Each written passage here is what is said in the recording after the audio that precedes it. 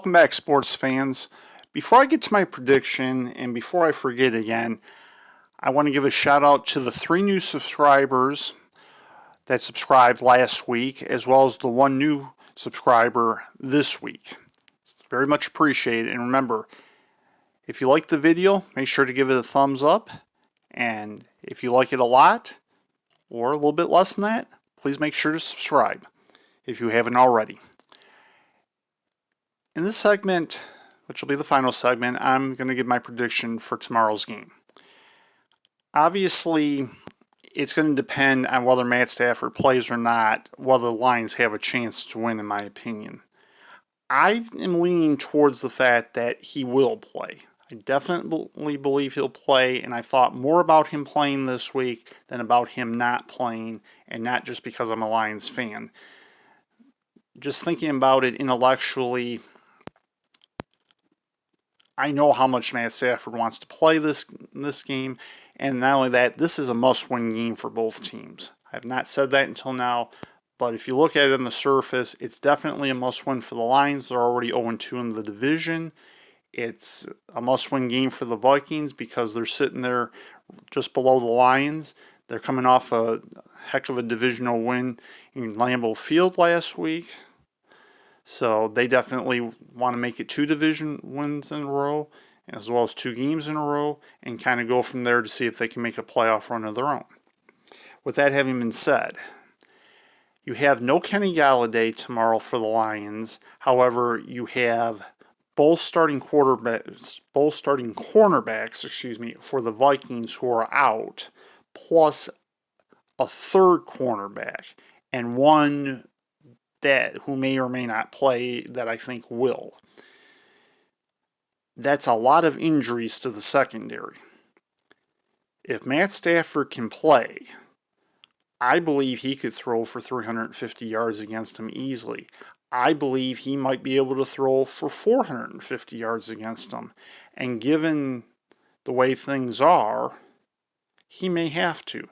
Another reason why I believe he could do it is because one of the Lions' nemesis, who's not Everson Griffin, who's now with the team, by the name of Danielle Hunter, is on injured reserve. And for those of you who recall, a couple of years ago in the 10-sack game that Matt Stafford sustained against the Vikings, Danielle Hunter, I believe, had 3.5 sacks in that game. He's on injured reserve.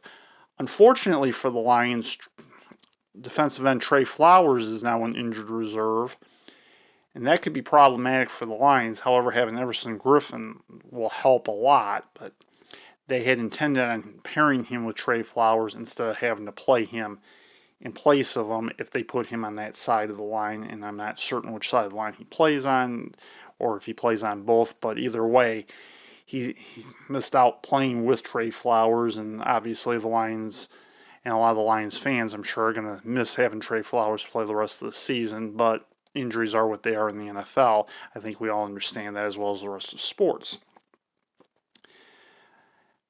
I spent a long time thinking and agonizing over this, and of all the Lions games this year, this is the one that took me the longest before I could decide, because on one hand, you have the Vikings secondary decimated with injuries. You have the Lions offensive line, of which they will get Taylor Decker back tomorrow. So even though they won't have Joe Dahl, I believe, playing, they will have Taylor Decker. And like I said, I already believe Halapoulivaati Vaitai will play, even if on a limited basis. And he hasn't played a lot for the Lions this year, but he could be very important for them in helping to protect Matt Stafford, to be sure.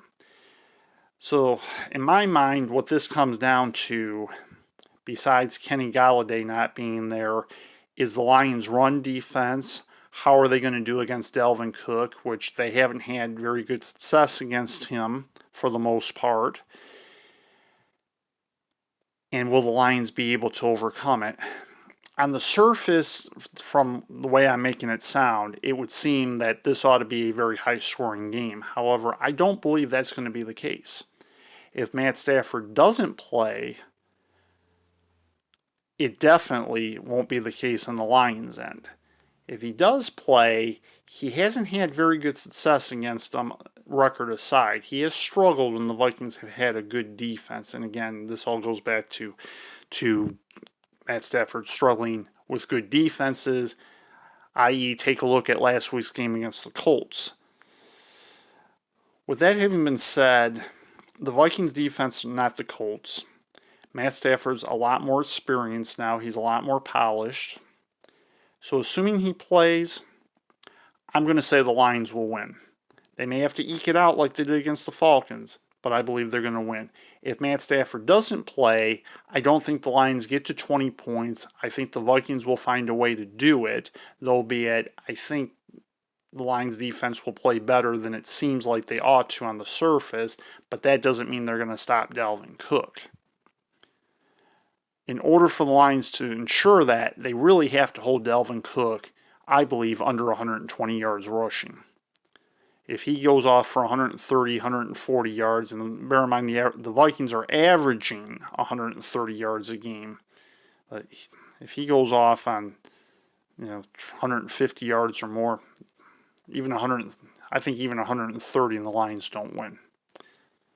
So we'll see whether Matt Stafford plays tomorrow or not.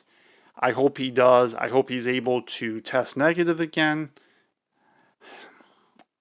Because if he doesn't, I have a feeling the Lions season theoretically is all but over.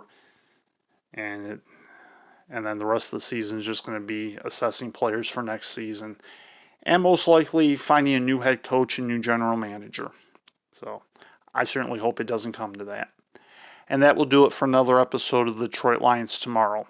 Stay tuned next week for more episodes, and also stay tuned for further updates.